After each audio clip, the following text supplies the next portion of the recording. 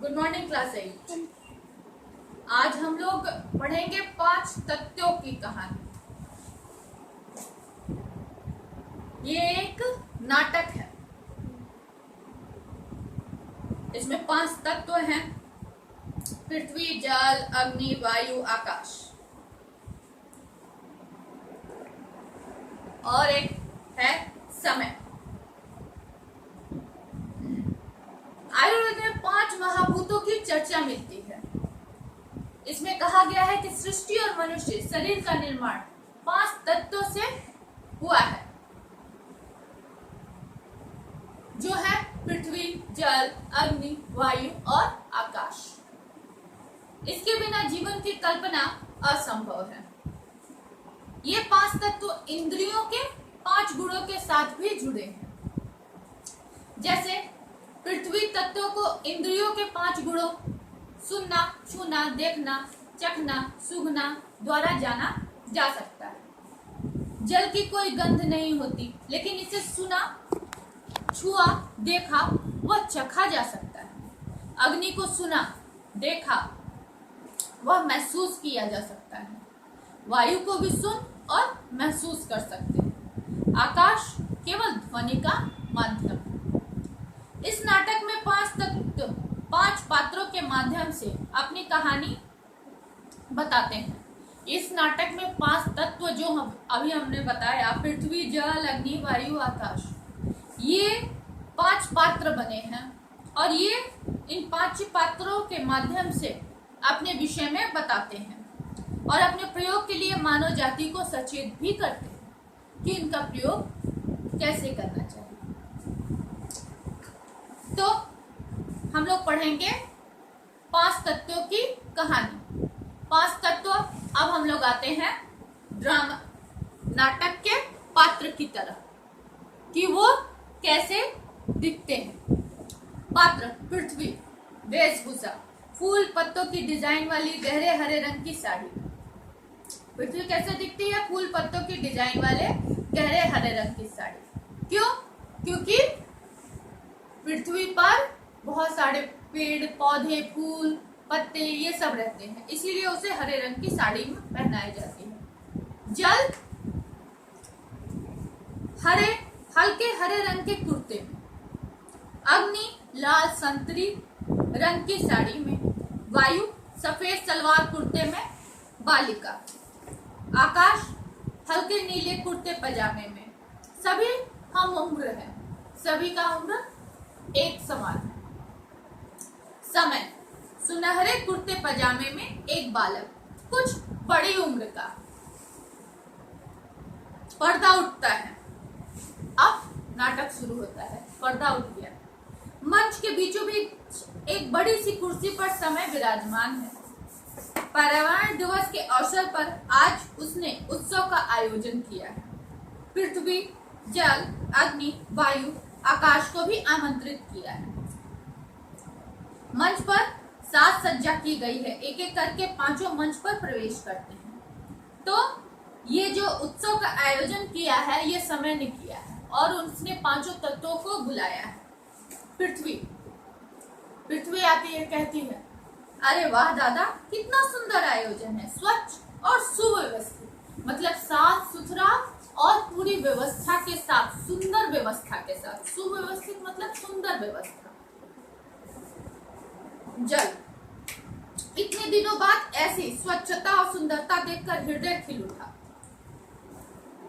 जल कहता है कि बहुत दिनों बाद स्वच्छता और सुंदरता देखकर मेरा मन खुश हो गया। समय: यह आयोजन तुम सबके लिए ही तो किया गया है।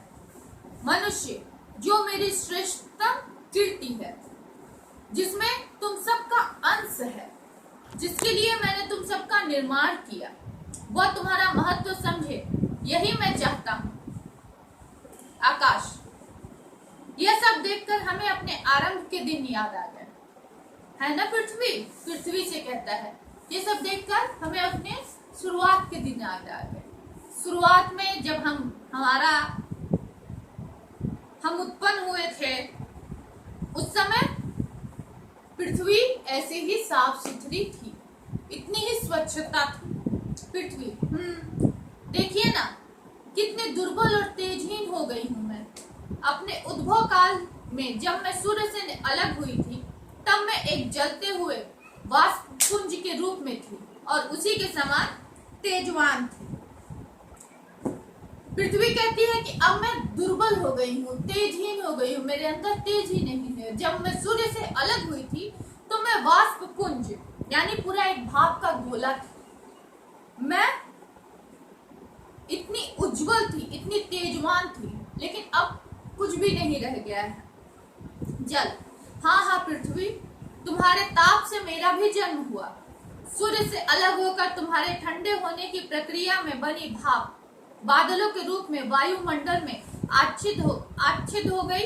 ये बादल मेरे रूप में बरसते थे, लेकिन तुम तो इतनी हठी थी कि मुझे ठहरने ही नहीं देती। मैं बेचारा तुम्हारी गर्मी से भाप बनकर फिर से वायुमंडल में पहुंच जाता था।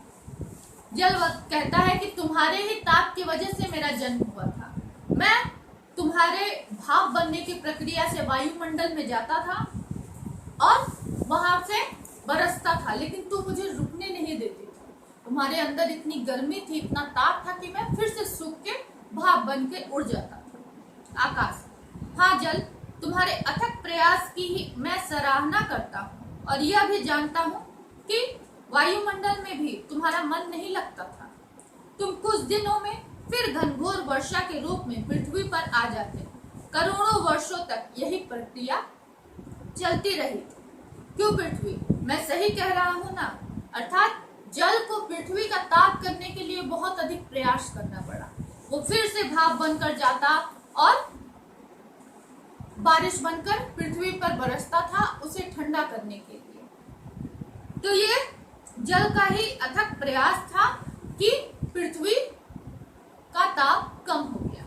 पृथ्वी मुस्कुराते हुए, जी हाँ, लेकिन मैं क्या करती? सूर्य से अलग होकर मेरे ताप में बस इतनी ही कमी आई थी कि मेरे ऊपर सतह पर कठोरों पपड़ी सी जम पाई। मेरे भीतरी भाग जैसे जैसे ठंडा होकर सिकुड़ता गया, वैसे वैसे मेरे ऊपरी सतह में भी सिकुड़न आने लगी। इन्हीं सिकुड़नों ने पहाड़ों और घाटियों का रूप ले लिया। पृथ्वी का ताप जो कम होता था तो एक सिकुड़न आती गई, यही पहाड़ों और घाटियों के रूप में बदल गए। लेकिन तब भी मेरा धरातल तप रहा था, क्योंकि अग्नि मेरे गर्भ में ज्वालामुखी के रूप में विद्यमान थी। ये ज्वालामुखी फूटते रहते थे, जिससे निरंतर भूकंप आते थे और लावे के रूप में अग्नि बाहर निकलती थी। समय, हाँ पृथ्वी, लेकिन तुम्हें जल का आभार मानना चाहिए, जिससे तुम्हें शीतल करने के लिए प्रयासों में कमी नहीं आने दी। घनघोर वर्षा के रूप में जल ने तुम्हें इतना ठंडा कर दिया कि वह तुम्हारे धरातल पर ठहरने लगा और समुद्रों के रूप में एकत्रित हो गया। जीवों की उत्पत्ति भी तभी संभव हो पाई। पृथ्वी पर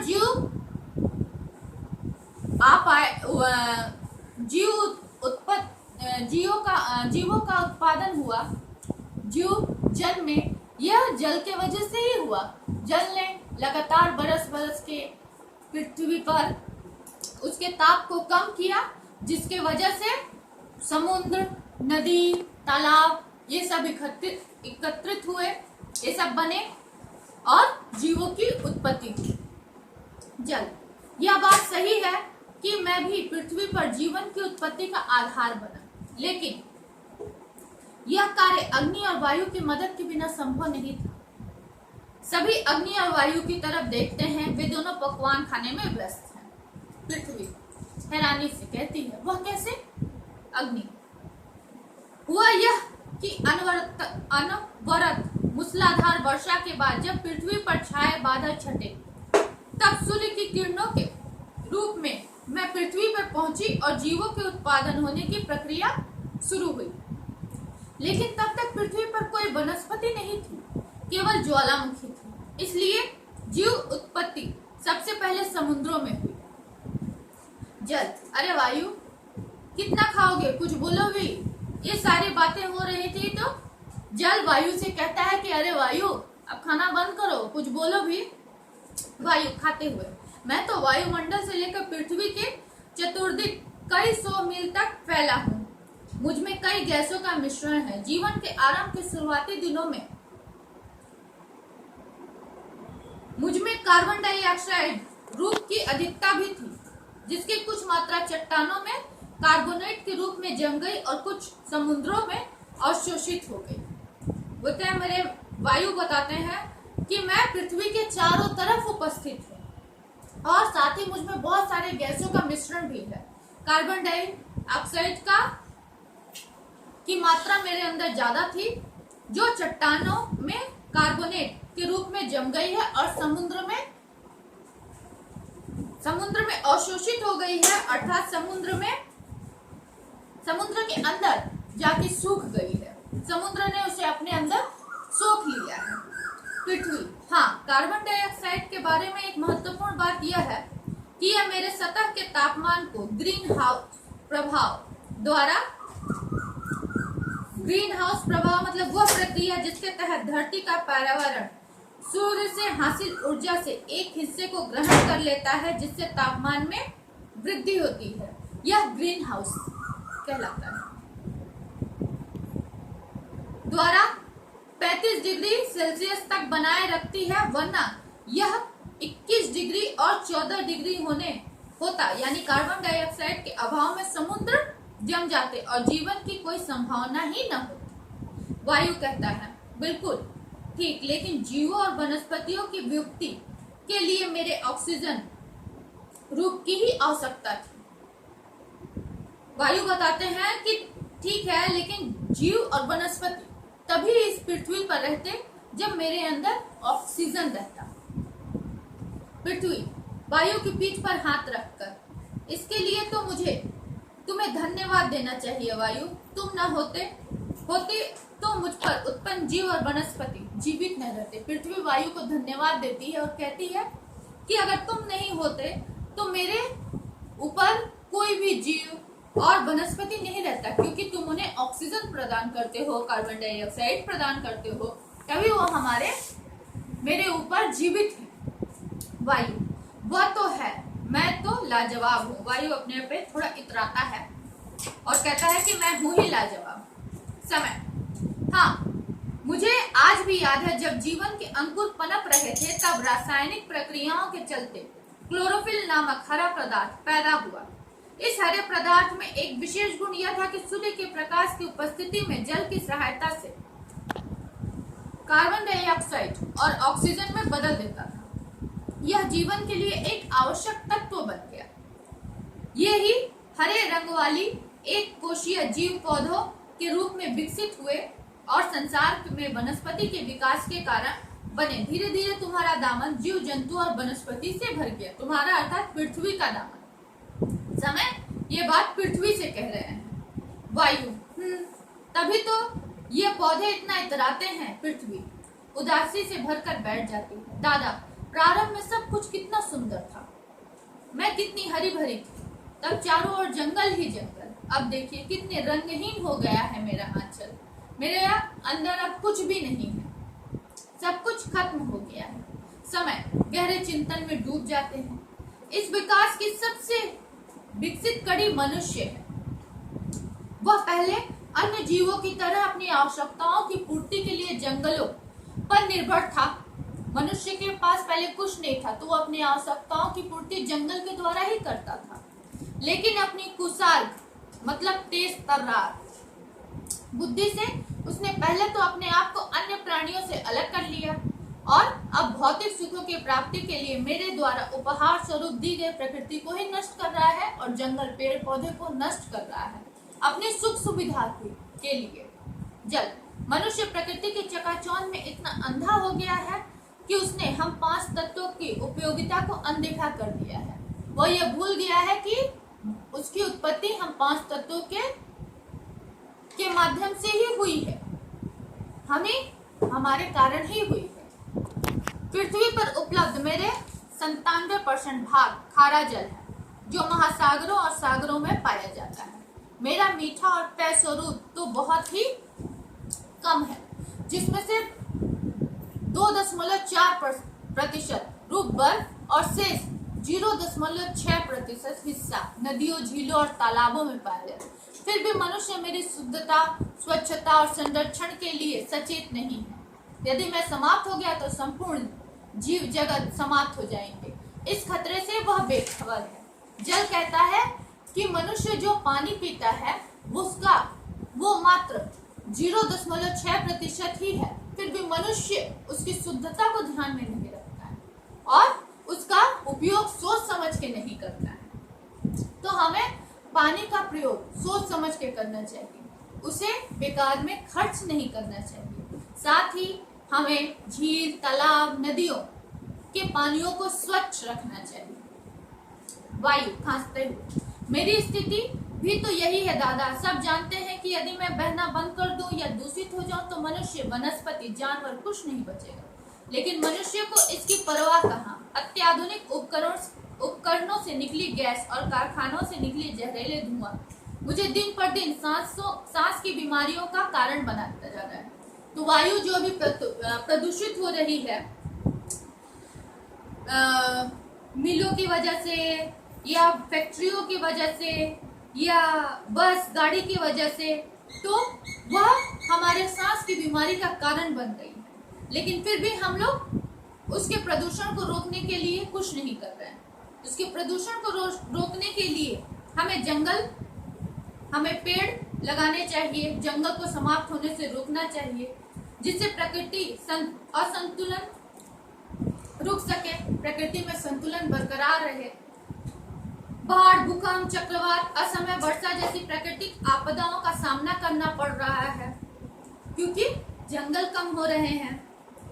तब आकाश कहता है, वायु का कहना एकदम सही है। जंगलों के कटने से और जहरीली गैसों से मेरी ओजोन की परत को भी नुकसान हुआ है, जिससे मेरी सूर्य की पराबैंगनी किरणों के दुष्प्रभाव को रोक पाने की क्षमता कम होती जा रही है। आकाश कहता है कि मेरी ओजोन परत को भी नुकसान हो रहा है, जिसकी वजह से मैं सूर्य की पराबैंगनी किरणों को नहीं रोक पा रहा हूँ, जिससे धरती पर गर्मी बढ़ती जा रही है। अग्नि, मेरी खोज तो मानव सभ्यता के विकास का एक महत्वपूर्ण अध्याय माना जाता है। अग्नि की खोज मनुष्य ने ही की थी, लेकिन प्रकृति के अंधानुकरण का परिमाण ग्लोबल वार्मिंग के रूप में सामने आ रहा है। मेरा ताप मनुष्य के लिए असह्य होता जा रहा है। अब गर्मी इतनी बढ़ती जा रही है कि मनुष्य उसे बर्दाश्त नहीं कर पा रहा है। हम उसे बर्दाश्त नहीं कर पा रहे हैं। समय, आप सबका चिंतित होना स्वाभाविक है। मनुष्य और प्रकृति आप पांचों से ही मिलकर बने हैं। सभी एक दूसरे पर निर्भर हैं। पृथ्वी पर अधिकांश हिस्से जल का है। मनुष्य के शरीर में भी ज्यादातर जल ही है। जल वायु तत्व को बनाता है। वायु वनस्पति से आती है। पौधे हमें ऑक्सीजन देते हैं। वायु अग्नि तत्व को बनाता है। अग्नि से जलने के बाद जो बचता है वह पृथ्वी तत्व है। पृथ्वी के चारों ओर आकाश का आवरण है। आकाश में बादलों से जल बरसता है। यह जल तत्व को बनाता है। इस प्रकार जीवन में उत्पत्ति का चक्र चलता है। सभी लोग एक साथ कहते हैं। आज पर्यावरण दिवस के अवसर पर हम 5 तत्व मानव जाति को यह संदेश दे रहे हैं, यानी ये पांचों तत्व हमें यह बता रहे हैं कि अपनी विचारधारा बदलो, प्रकृति के साथ सामंजस्य बनाते हुए उसके अनुकूल होकर चलो। प्रकृति से सिर्फ लेना ही नहीं बल्कि देना भी सीखो। अगर अब भी सचेत नहीं हुए तो आने वाली पीढ़ी के लिए कुछ नहीं बचेगा। वो ये कहते हैं और पर्दा गिर जाता है, नाटक समाप्त हो जाता है। तो इस नाटक को देखकर हम लोगों ने क्या सीखा? हमें पानी का सही उपयोग करना चाहिए, पेड़ पौधे लगाने चाहिए, वायु को दूषित होने से रोकना चाहिए। ये सब करेंगे तभी हम अपनी जिंदगी भी आसानी से जी पाएंगे और हमारे आने वाली पीढ़ी भी अपनी जिंदगी आसानी से जी पाएगी। शब्दार्थ यहाँ नीचे लिखा हुआ है, इसे आप लोग कॉपी में लिख लेंगे। मौखिक प्रश्न, लिखित प्रश्न, पहले आप लोग ये पाठ फिर पढ़ेंगे अपने, उसके बाद इन प्रश्नों के उत्तर ढूंढेंगे। सही विकल्प चुनकर निशान लगाए, इसे कॉपी में लिखेंगे।